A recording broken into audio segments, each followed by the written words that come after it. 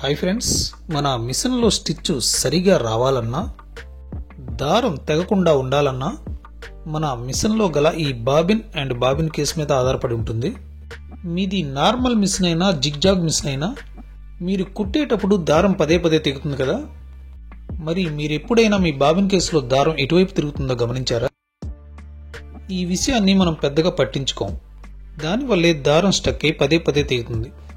Bobbin set చేసి మీరు దారాన్ని ఇలా ఒకసారి లాగి చూడండి. బాబిన్ కేసులో దారం ఎప్పుడు క్లాక్ వైజ్ డైరెక్షన్లో తిరగాలి.